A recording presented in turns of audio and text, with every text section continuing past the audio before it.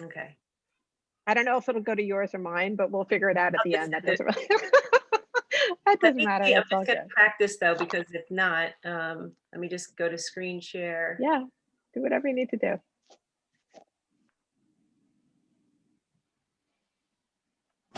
Hi, Just- Kathleen. Hi, Sarah. We're just figuring out technology, so thanks for joining us. We'll be with you guys just in a moment. Okay, yeah, I think it's going to let me do it.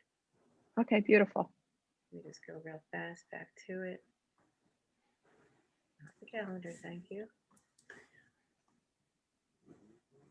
1 second.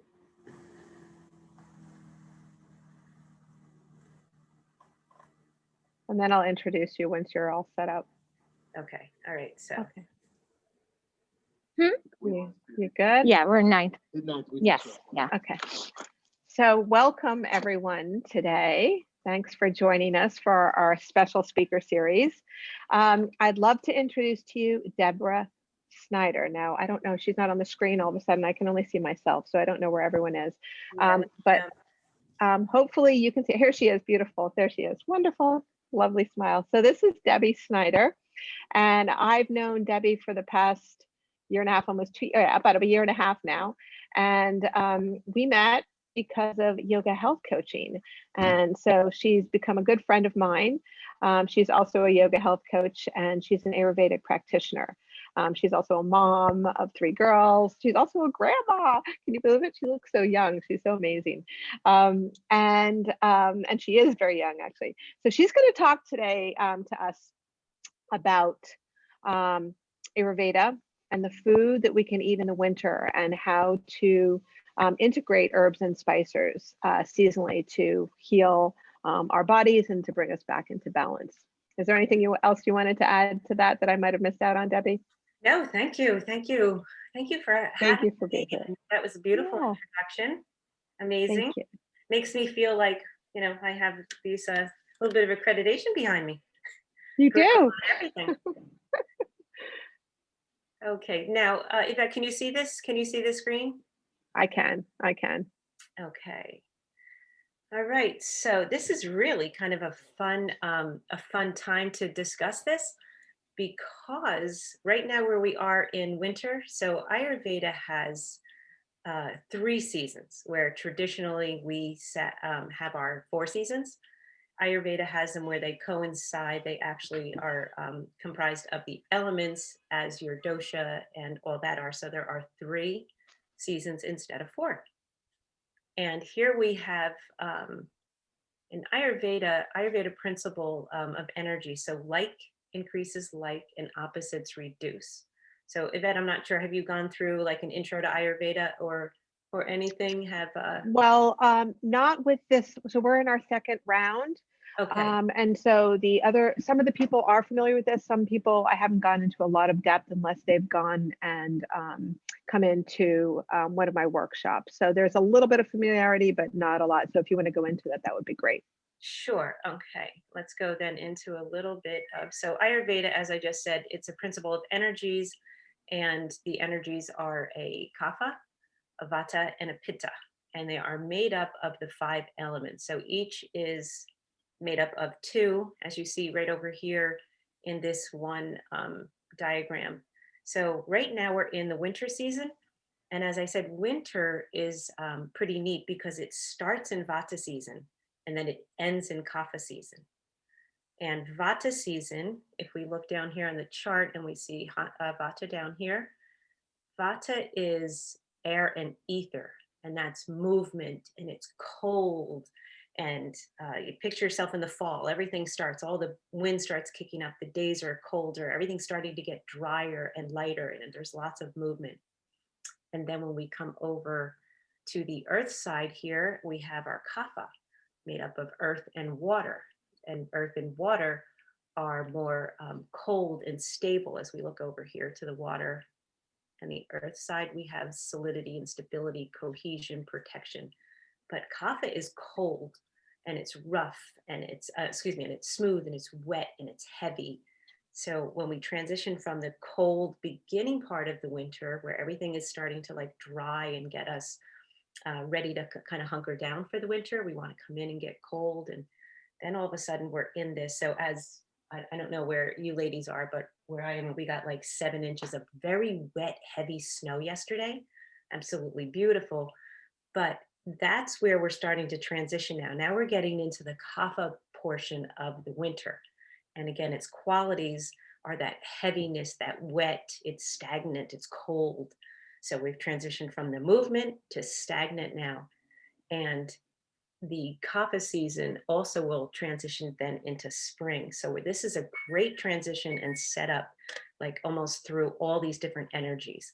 So what's going on the outside is going to affect us on the inside very dramatically. And our minds, our mood, everything kind of gets affected on these seasonal changes. So it's pretty neat to be able to understand it and then be able to transform through this. So again, we have Vata season, which is made up of air and ether, and Kapha season, which is water and earth. Okay, now I'll bring you to, so dosha or energies winter. So we, as I just said, we have the Vata Kapha. So it affects Vata and Kapha more harshly than it does Pitta, because Pitta season is summer, but the Pitta qualities, it's fire and water. So a Pitta person, a Pitta season, a Pitta food, a Pitta spice, that's all fiery, very, very heating. So a Pitta person actually loves the winter because they cool down, like the whole atmosphere starts to cool them down. They're also they're very active, they're very intelligent, they're very fiery. So they're go, go, go all the time. They're constantly going. And then if you think of it coinciding with Pitta season, it's pretty much the same thing. You do more in the summer, you're hotter in the summer. Even most of the time, your brain's more active, everything's going. So Pitta is that hot, fiery.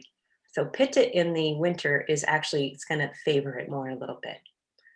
So we have here just the elements again that they're made up of. The season, Kapha is earth and water, and Vata, which we came out of, is the beginning of the winter, and that's the air and the ether. So, okay. So here we get into some foods. So everything in Ayurveda is made up of the 5 elements, including our foods. Foods are broken down into tastes, and we have six tastes. And primarily, well, ideally, you want to try to get all 6 tastes in, which is the perfect world would be each meal.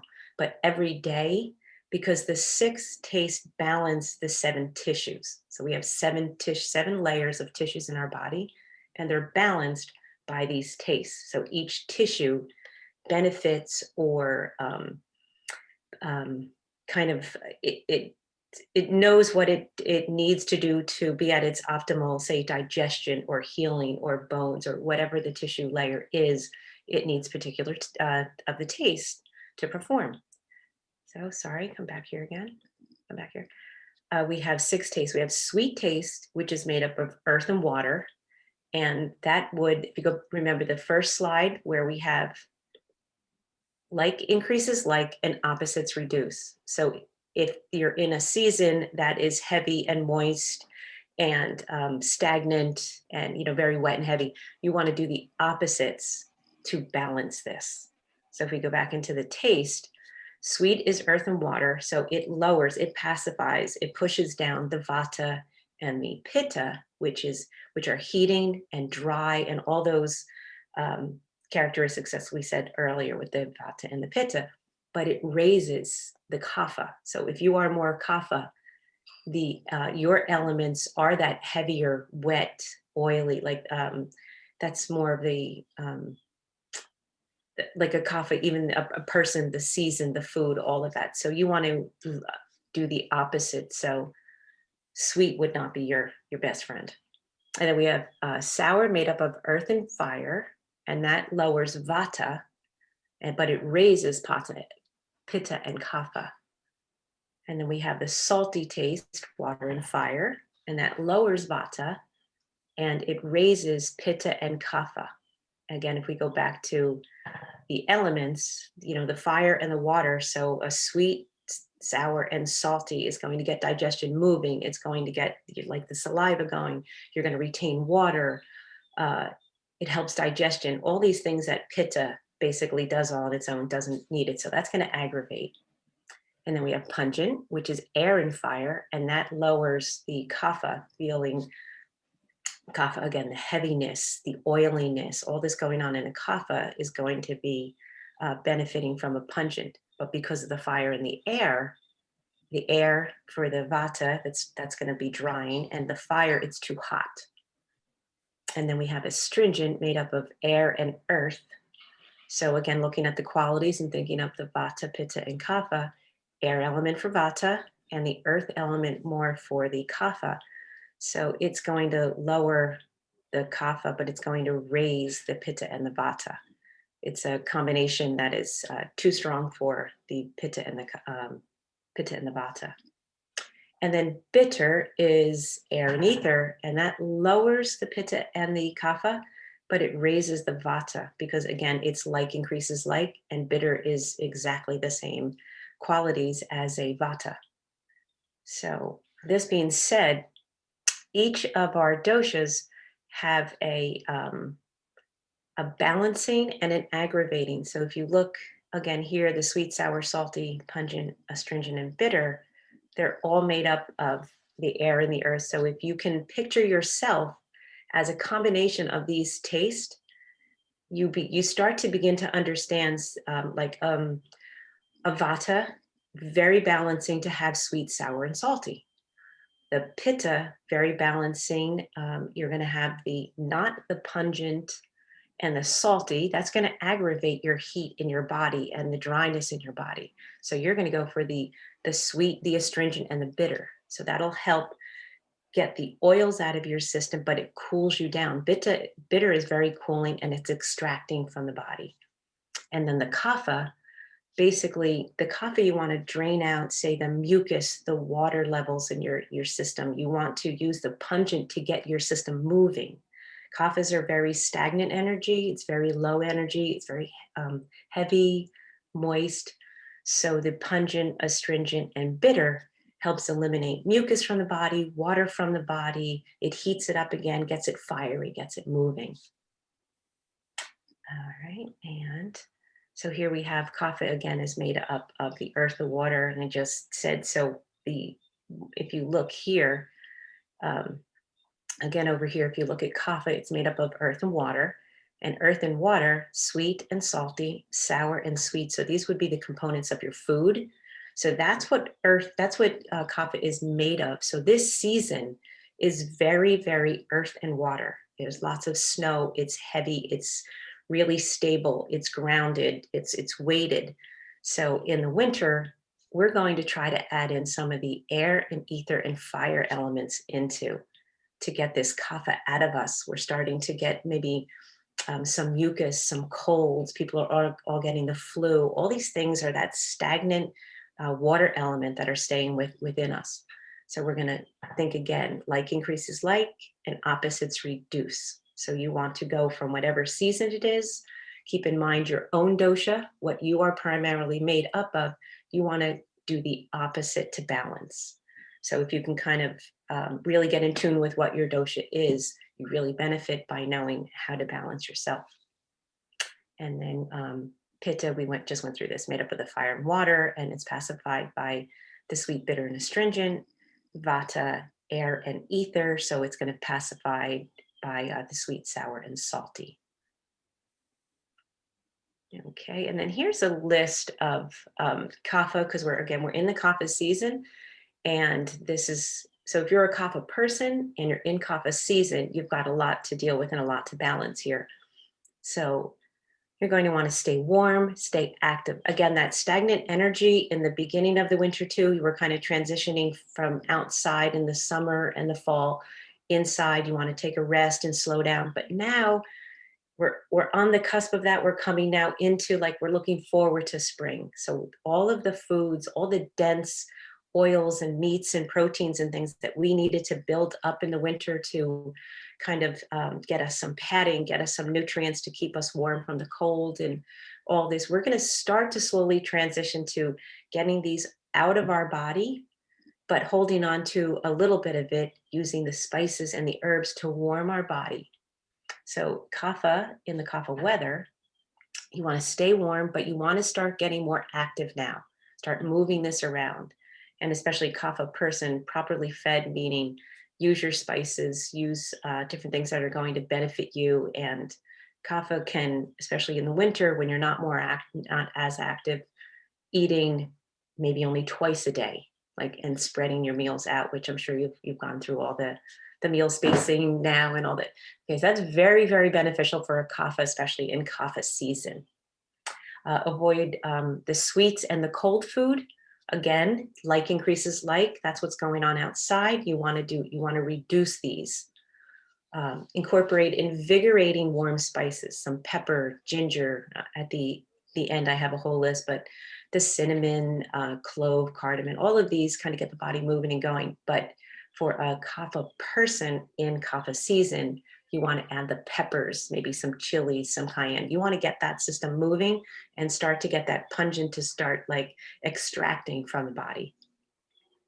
Again, pungent, bitter, and astringent taste will do that. It will reduce and extract. Some examples: apples, they do not have to be cooked for a kapha. That just adds more of that. You want to have more of the fibrous part of the apple. Vata person, which we'll do on the next slide, of course you want to cook that. But cherries, cranberries, peaches, pears, pomegranates, raspberries, these are all fruits that are very beneficial to a kapha in the wintertime. Most vegetables, and then of course very well cooked legumes in the wintertime, but almost all vegetables are good for a kapha. You want to get that nutrient in there, but the vegetables are a lighter food choice. So instead of adding that heaviness that's already going on in the season and the person, most vegetables are very good for a kapha. But you want more of the dry grains, so amaranth, barley, corn, millet, which are also lighter, dry oats, basmati rice, rye, things like that. Honey is a funny one. Everybody uses honey, puts it in their tea and all. It's so medicinal, but not when heated. When you heat it, you ruin all of the medicinal properties. And Ayurveda believes, from way back too, we don't know where or what the honey has come from, where they have pollinated. So if they're really out in nature, or you're getting it, of course, off the grocery shelf, so many plants are poisonous. And then when you really, really concentrate it down into a honey and then you heat it, Ayurveda believes you could be activating some more of the toxins, especially, or the poisons from the plant world. If you're eating or consuming quite a bit of it, they just warn against heating it. So, but it's ingested raw for a kapha is really important. It actually helps remove ama and toxins from the body. So if you were just to take small amounts of cold, cool or just regular honey, it actually is super beneficial for a kapha. It removes from the body. And then sip warm water all day long. And the warm water, not hot, but your regular water, you could put a little honey in that. That would be fine. The dairy, very occasionally, again, it's very heavy. It's hard to digest. A kapha digestion is very slow. It's very weighted. It doesn't have to be very irregular or, digestive fire like a pitta. It just moves extremely slowly, and you have to kind of be aware of that. So the dairy, hard to break down, and it's very harsh on our systems. But Ayurveda believes goat milk heated is very good, and small amounts of cottage cheese, because it's been fermented, it's been curdled, and that helps with digestion, helps remove in the digestive tract. Snacking between meals, not recommended for your kapha. Exercise and movement is very recommended for the kaphas, especially in winter season. Again, get that blood pumping, get things moving. This I just added in because a lot of times kapha season can be very stagnant for people, and it can be very gloomy, very doldrummy. The winter is very taxing on the brain, on the mind, especially now in COVID, because we can't travel. We can't get on the plane and go somewhere and put our feet in the sand unless you're a vet coming soon. So by wearing brighter, warmer colors, it actually, if you feel better, you're going to digest your food better. So by uplifting your mood, your food is going to, benefit from this as well. And then we have to stimulate circulation, oils. So oils, you can stimulate your body with them, but you can also ingest. But here I have for your circulation, you want to get invigorating oils infused with warm, stimulating aromas like eucalyptus, sage, rosemary. Again, even to add a little bit of rosemary to like your baked goods, it stimulates your senses, which helps with your digestion. All right, and then for a pitta type in the winter, again, they're going to favor the winter because these are all the qualities and the traits that are aggravating to them in the summer, the heat, the summer, all that. So now the winter comes and they do very well. Um, their digestive problems in the winter, though, because pittas continue to go, it's will continue to upset their stomach. So giving them too many of the warming spices or adding some of this in the pungent and all that you would think every person is the same and let's get all these warming spices in them. You still want to be very careful with a pitta because out of balance, if they have digestive issues, it transitions into anger, irritability, discontentment, acidic indigestion, heartburn, inflammation. And this all gets aggravated in the winter. Their body is starting to cool down, but their ability to continue go is still on the rise because a pitta usually doesn't know how to turn off any of it. So again, just be careful giving a pitta person all those hot, spicy, circulation moving spices. You want to be kind of more on the cooling spices, like a clove, cilantro, cardamom, fennel. Those are all very good for the pitta. And the pitta can eat, again, avoid the pungent, salty, and the sour foods, even in the wintertime. Berries, soaked prunes, soaked raisins, they balance pitta. Dates and almonds, like in a shake, very good for pitta. You want those really, really pure proteins for a pitta, and then the just a few of the sweeteners, the natural sweeteners. So we have the soothing spices. I think I just said the cardamom, the cinnamon, which is circulating but not as heating as the others. And for a pitta, you would definitely choose a fresh ginger over a ground ginger. Ground ginger is much more heating and concentrated than a fresh ginger. So if you were to take a little ginger and grate it for a pitta, try to avoid using the ground ginger. Mint, very great for digestion. It soothes the stomach and digestion and it helps. Parsley, cooling. Saffron is very balancing to the mind. Saffron is very, very overlooked. It's really, really soothing to the mind. Tarragon, anti-inflammatory. Tarragon is amazing for everything. Excuse me, turmeric. I'm looking at tarragon and saying turmeric. Tarragon is a cooling, and then vanilla. Vanilla is very good. It calms the mind as well for a pitta. It's a soothing spice, so it is a cooling, like an aromatic feeling for a pitta. CCFT, actually, which is very tridoshic. It's really good for digestion. And then pitta, you want to avoid tomatoes, onions, hot peppers. All the nightshades are going to really aggravate their digestion. Cooling foods would be some cucumbers, green beans, potatoes, cauliflower, and broccoli. And then we already said the cooling spices. Dairy foods. Dairy is usually pretty good with most dairy items. They can really, because of the digestion, it actually helps their digestion by cooling that acid down. So to give a pitta a little bit of milk, a little bit of, even cooking with buttermilk and things, it's very good for a pitta.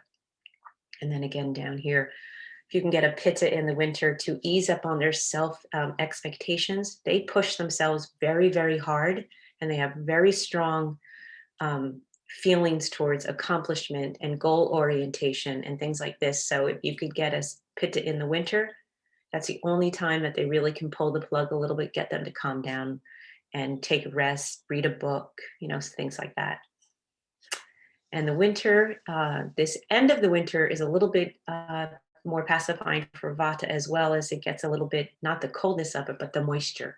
The moisture for vata is very good at this end of this kapha part of winter. but they tend to be light in build and very airy and spirited, and their mind as well. So they're going to constantly be moving, but the cold will aggravate that. So to get a vata to possibly calm down a little bit, enjoy the cool, exercise maybe inside, because that it's that harsh weather is not very great for a vata. Read books, meditate. Herbs and spices for vata. You want to keep a vata. They're very cold. Usually circulation is poor. Hands and feet are very cold normally. So vata will really benefit from all those warm spices, all those circulating, moving spices, along with um, the mind balancing, because a vata again is air and ether. So not only is their body wanting to move all the time, their brain is moving all the time. So when you connect the mind and the body and the digestion, it usually is very overwhelming. So a vata is really going to benefit from all of the warming spices that we went through before. Again, you can now add in a cardamom. Licorice is very soothing to the tissue. So a vata's digestion is very erratic, and licorice root is very, very calming for the digestive tract. It soothes and it coats. And garlic and ginger, you want to heat up a vata. You want to get their circulation moving. You really want to get things moving within them without adding the pungent flavors of like the peppers and things, because that's going to extract from a vata. Vata you want to put into the body and not extract as much until we get to spring. And then very important for a vata, adding in all of the warming spices, eating very regularly, the same times, not skipping meals. So you want to keep this heat in the body moving, and you don't want to give that meal skipping to add to the irritation in the stomach, because then if you add in more of the heating spices, that aggravates an already aggravated digestion for the vatas. All right, sweet, sour, and salty, very, very balancing for a vata.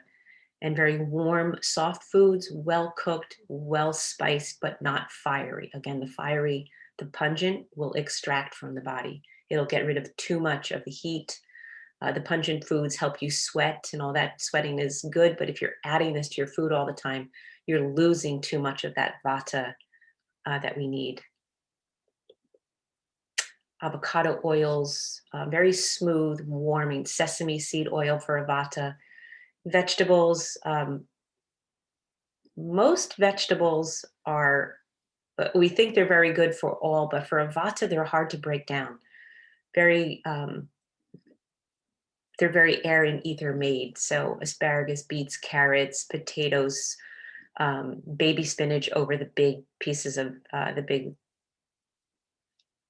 spinach leaves, excuse me, summer squash, zucchinis, things that you would think of all through the fall, all still very good for. Mung beans are probably one of the easiest to digest for a vata. Well spiced tofu, miso, any of the fermented foods are very good to add to a vata diet. Helps with digestion. It helps more keep things more regular. But in general, vatas have a hard time breaking down proteins. So the plant world is really beneficial for a vata. Although that being said, legumes, anything of that, the beans and all them are very harsh on a digestion for a vata. They cannot break it down as easily. So if you are to have a little of that, very well soaked or very, very well cooked, but try to keep some of those out of the diet, because it just adds more of that air and ether, and it really produces a lot of gas and bloating for a vata. Dairy products are actually very good for a vata. Really good quality organic dairy is it's the sweet taste, which really balances a vata. So this sweet dairy is really good. Cottage cheese, because of the fermented curdling of the curd.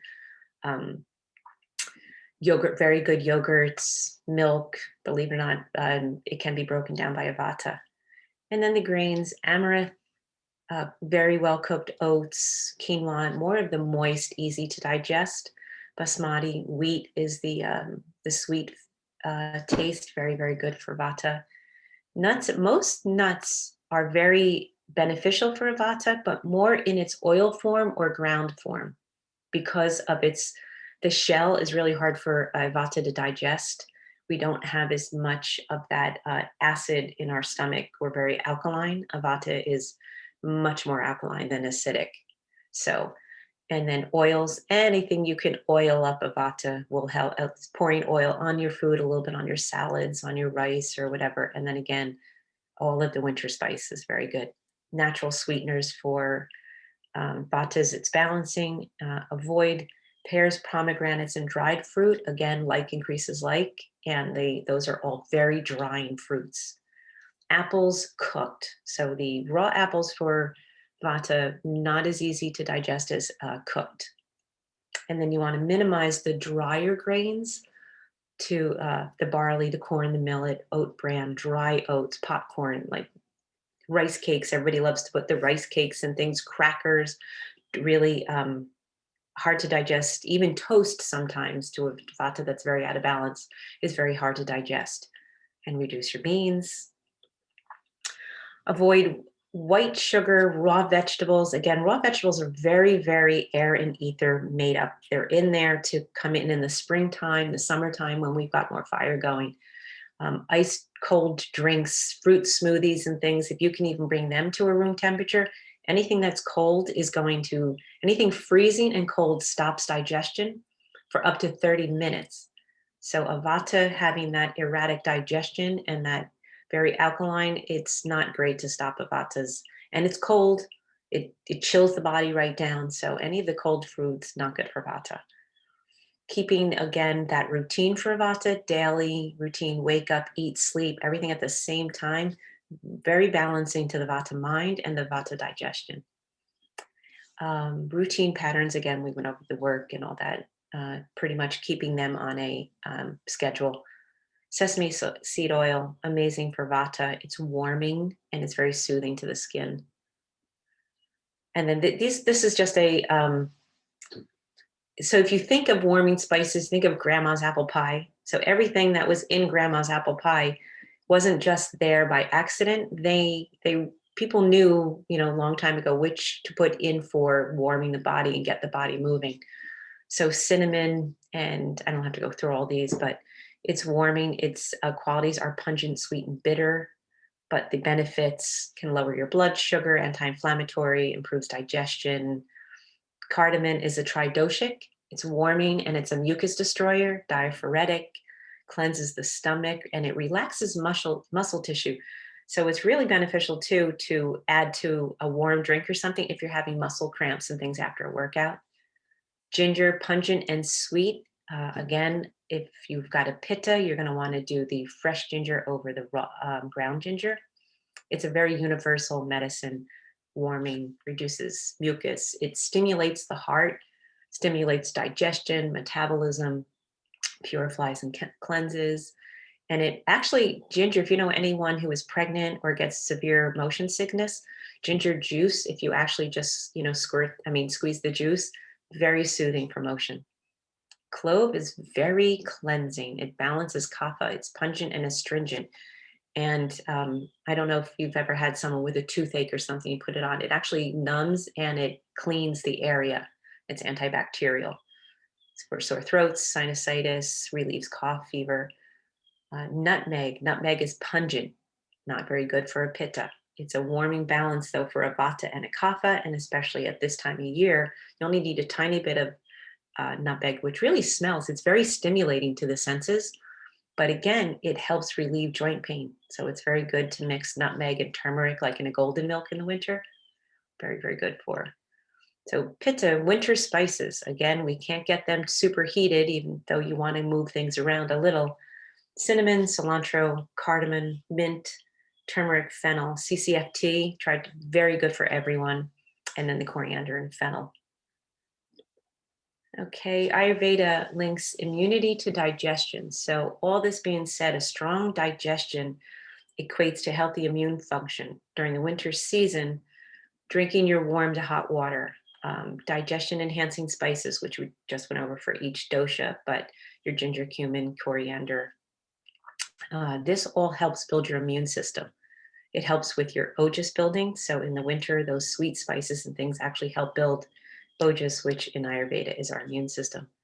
And we just went over the cinnamon, cardamom, clove, ginger, fennel. Very, very good for building immune in the winter when we need it the most. And then this was just I just did a quick little, so the oils that help for pitta, kapha, and vata, which really, they're not just food. Like all of these oils right here, we probably have right in our kitchen. But in Ayurveda, getting the oils on your skin to stimulate, to soften, to smooth, to help with dryness, to getting your lymphatic system moving. This all helps in the winter. And then there's particulars balancing to a pitta and to a kapha and a vata. Pitta, you want to cool the system down. Summer, you would use coconut oil. In the winter, olive oil. And then you can enhance with lavender, sandalwood, geranium, and that's soothes that overactive pitta. Kapha, you still want to invigorate even the skin. You want to get things moving and uplift a kapha. So the sense of smell for kapha can even help move them along, get them up and off the couch and kind of energized to move. Cinnamon, clove, anything that it awakens the senses. Vata, again, you want to keep a vata warm, but their skin is very dry and delicate as well. So any of these warmed, lubricating oils, sesame seed, olive, very, very good for your dry, poor little sensitive vatas.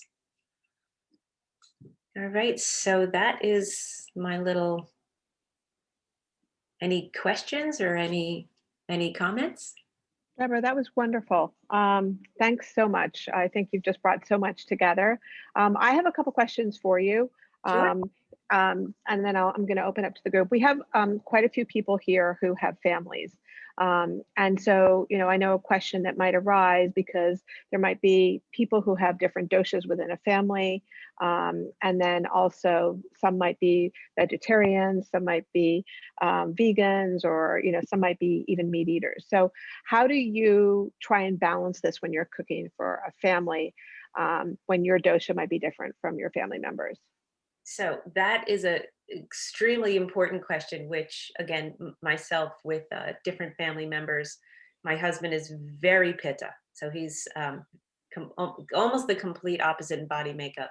My daughter has 4 children, so the grandchildren. So it's sometimes almost impossible to make all these different meals and do things. So what you want to kind of start with is picking a grain or whatever your protein or whatever it is, and you can add spices. You don't necessarily have to cook with the spices, and the portions would be different. So if you have a kapha, you're going to give them more of the vegetables. You want to add that lightness in. You're going to hold back on more of the grains for your for your kapha child, say, or husband, or family member.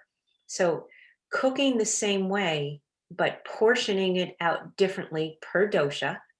More protein to the pitta, more vegetable, more grains rather for the vata. Give them a little bit more of that. Again, the kapha, more of the vegetables.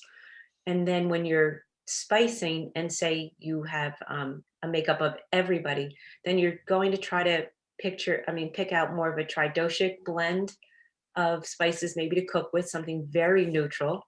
And then add the other spices at the end, like when you're mixing things into, say, the vata, you really want to heat and move them up. They can have more of the ginger and the different spices that are going to not aggravate. You can add, even sprinkle a little pepper on the kapha, chilies or something, stimulate their system, get them moving. And then add a little bit of cumin or something for a pitta. So you want to cool them down. Put cilantro on the top of their foods. Squeeze a little bit of, lime or something on the vatas. That helps with the, well, lime is more cooling than lemon. So you squeeze a lemon on for. So again, you're going to try to incorporate all 6 tastes, but a little bit more to each person without having to create so many different meals. So you would portion them differently and then possibly spice them at the end if your family is completely made up of too many doshas. So you don't have to go crazy, but it's just an awareness. So Okay, no, that's wonderful. And then my other question is with respect to resources, because I think this is new to everyone, and there's all these tastes, and they're like, well, how am I going to get this into someone's meal? Do you have any resources or recipes that you can recommend? Like I know, for an example, I love Kate O'Donnell and a lot of her things, like the yeah, everyday cooking. Are there any other resources that you recommend? I have I have so many cookbooks because again, I'm a cook. Yes. But what I Oh, try yes. to do too is I will pick out a very neutral or even a very elaborate recipe from anyone. And then I try to incorporate it into an easy preparation or just take the idea from it. Say, like, I think a very common one, Nora cooks. I think she's a very good, she does both vegan and traditional or just regular. But take some of that out, and then maybe you want to add a little spice to her recipes because it's wintertime, or you want to cool something down because it's summertime. So you would go to your little list here, like this one of the different spices now for the winter, and kind of add them into someone else's. But this one is really great too. So if you want to begin to get into some Ayurveda, just looking the Eat, Taste, Heal. Hmm. And it gives you the introduction into the Ayurveda as well. Okay, great. And the Eat Real Food is a very, very basic one. And that is by Catherine Taylor. Okay. So she has a bunch of really easy recipes, and then you can incorporate because it's not broken down Ayurvedically. That's just a regular cookbook. But Okay. you can take her recipes into the seasons and kind of just spice it up or change the whatever season we're in or change the recipe around a little bit. Okay, that's beautiful. That's wonderful. Okay, because one of the things I like to do in my family, I happen to have more Vata type of people, with the exception of my husband and my youngest daughter. They're more Kapha. So what we'll do for us is I'll make some spice blends for us in the beginning of the season, and then I'll kind of add in some more of like um, the spicier for my daughter and my husband. It just they don't like it too spicy, which is fun, but just a little bit, towards the end. So that's what I've been doing. So that's really The helpful. Thank spice you. blends are amazing. So like you like Kate O'Donnell. So if you have Yes. those different spice blends already made, you can then just take a little bit of that out and mix it in again, one for the Kapha or one for the Vata. I mean, I have mine in, I do my kitchen sadhana probably because I go through so many, like Yeah. every month. Yes. So Yeah. going Yeah. in, and of course, and the more you grind your own spices, you'll get familiar. Your body is so intelligent, it knows what spices are going to benefit. And if we're used to just taking little spices off of like the grocery store shelf, there's not as much aroma to it as grinding your own and really getting your own system moving. So I highly recommend grinding your own spices when you can, or Yeah. Yeah. making your own mixes when you can. Yeah. Okay, that's great. Thank you so much. Is there anyone else that has any other questions that would like to just unmute and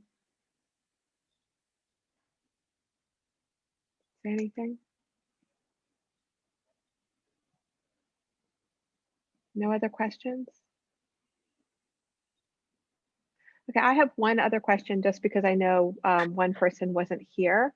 Okay. And I know that she's a Vata, or she has Vata imbalances. She's actually tridoshic, pretty much balanced, but her imbalances tend to be on the Vata side. And so she's having a lot of issues around autoimmune. And so addressing anti-inflammatory foods, she tends to have reactions to foods, certain foods that she's eating. What do you recommend for her? If you're getting down to the autoimmune that the body has already broken down that much, I suggest, because my daughter right now is dealing with a lot of the same, but you want to really try to get um, almost not baby food, but mushy more. So get your nutrients in, but have it almost more broken down before they eat it. So eating a steak and salads and raw things that you have to work so hard to digest, to break down to begin with, it's too harsh on a system that's already in this ill repair. So you need to assist it by getting it in a smoother, and try taking the skins out, things like that for right now. to actually get all that nutrient in, get as much nutrient dense food Mhm. in a form that's already very easy to digest. So soups and stews and things like that right now filled with the nutrition, but the body doesn't have to work hard to digest it. So you already want to have it in a lesser form that's going to benefit, and then they'll get more of the nutrients to build back up the tissue and build back up their immune system. Beautiful. Thank you. So Okay. I'll just see if does anyone else, any last minute questions that might have been prompted by anything we discussed? No. Well, thank you so much, You're Debbie. It's been very wonderful. welcome. It's really been so informative. I think it's brought a lot of what we've discussed together in another way. I'm sure there'll be more questions as a result. We'll see what Okay. comes up. And thank And you so much. you'll have the recording, so you'll have like the slides to be able to look at different spices and things. Okay, I appreciate that. Thank you so much then. All right, enjoy You're your welcome. afternoon. Thank you. All right. Thanks, Thanks, everyone. everyone. Take care. Okay, bye-bye.